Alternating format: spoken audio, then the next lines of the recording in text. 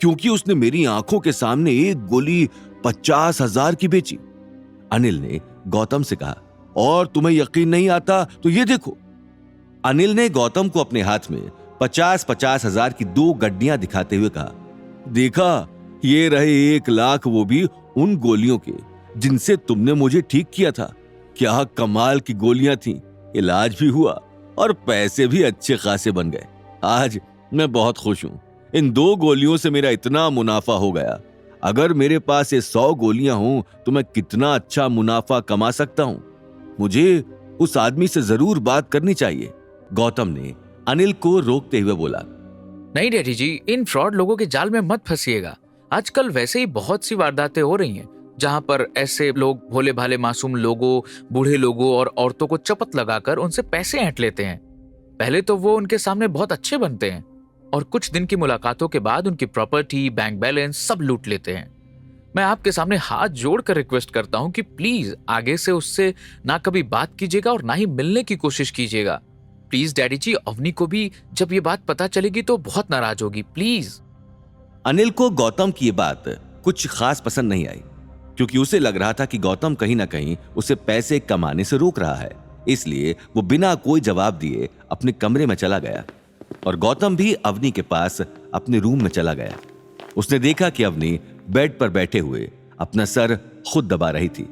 इसलिए उसे देखकर गौतम को फिक्र हुई और वो उसकी ओर बढ़ा और उससे पूछा, क्या हुआ अवनी? सब ठीक है ना? तुम मुझे परेशान लग रही हो। देखो, टेंशन मत लो, तुम्हारी नौकरी का जरूर कुछ ना कुछ हो जाएगा। क्या ठीक हो जाएगा गौतम? इतनी जगह से रिजेक्शंस, वो भी एक ही दिन में। मैं ये सब प्रोसेस ही नहीं कर पा रही। मुझे अपने ऊपर बहुत गुस्सा आ रहा है।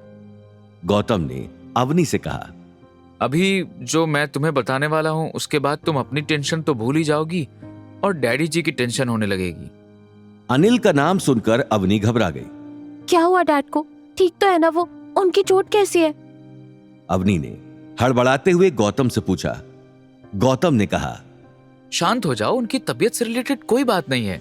वो तो एकदम फर्स्ट क्लास हैं। जाओ जाकर देखो कैसे बच्चों की तरह उछल कूद रहे हैं। लेकिन प्रॉब्लम कुछ और है, और वो ये कि आज वो काफी अच्छा महसूस कर रहे थे और उनका घूमने का मन हुआ तो वो मंगल बाजार चले गए। और वो गोलियां।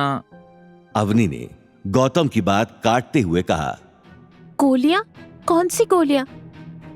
वही गोलियां जो मैंने उन्हें ठीक करने के लिए खिलाई थी।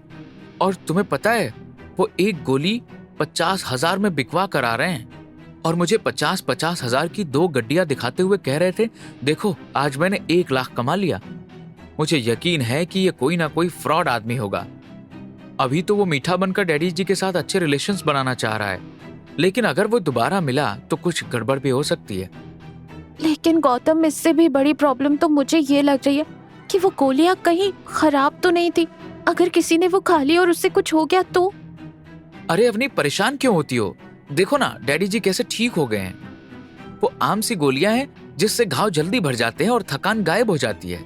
हाँ, अगर कोई ओवरडोज ले ले तो नोज ब्लीडिंग हो सकती है, लेकिन उससे ज्यादा खतरे की कोई बात नहीं है।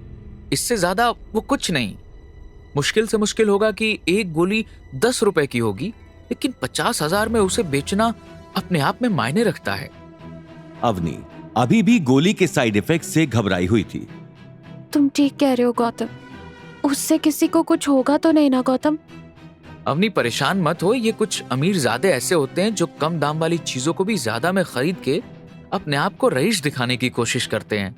बस उन्हीं में से किन्हीं 2 लोगों ने खरीद ली होगी। चलो कोई नहीं, इस बारे में बाद में सोचते हैं। फिलहाल तुम्हें बताने के लिए मेरे पास एक बहुत इंपॉर्टेंट न्यूज है। तुम कल सुबह 9 बजे तक तैयार हो जाना, कल तुम्हारा इंटरव्यू है। अवनी ने हैरान होते हुए पूछा, मेरा इंटरव्यू? वो तो मैं आज सारे दे आई। मैंने इसके अलावा और किसी से बात ही नहीं की। गौतम ने अवनी की बात काटते हुए कहा, तुमने नहीं करी बात, लेकिन मैंने की है। मेरी नजर में एक कंपनी है जहां पर मैंने तुम्हारे लिए बात करी है और कल सुबह हम वहीं जा रहे हैं। कल सुबह तुम्हारा वहां इंटरव्यू है। असल में गौतम ने अवनी का इंटरव्यू वहां इसलिए रखवाया था क्योंकि वो जानता था कि अवनी खुददार है और खैरात में जॉब नहीं लेगी। लेकिन अवनी अभी भी परेशान दिख रही थी।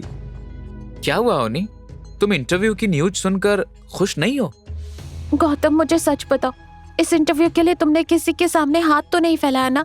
मुझे पता है तुम्हें मेरी चिंता है, लेकिन मैं नहीं चाहती कि इसके लिए तुम कभी भी अपनी सेल्फ रिस्पेक्ट दांव पर लगा दो। अवनी का कंसर्न देखकर गौतम बहुत खुश हो गया था।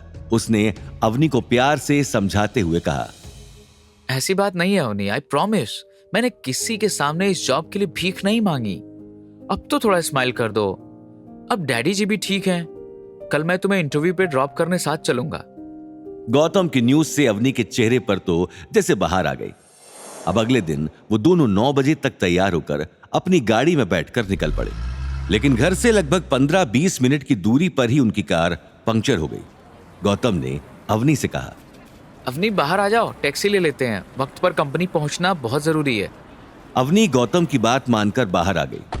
जैसे ही वो दोनों टैक्सी ढूंढने के लिए कुछ कदम आगे चले कि वहां उन्हें अपने सामने काले रंग की कार दिखाई दी, जो उन दोनों के आगे आकर रुक गई। उस गाड़ी में उन्हें एक जानी पहचानी शक्ल दिखाई दी।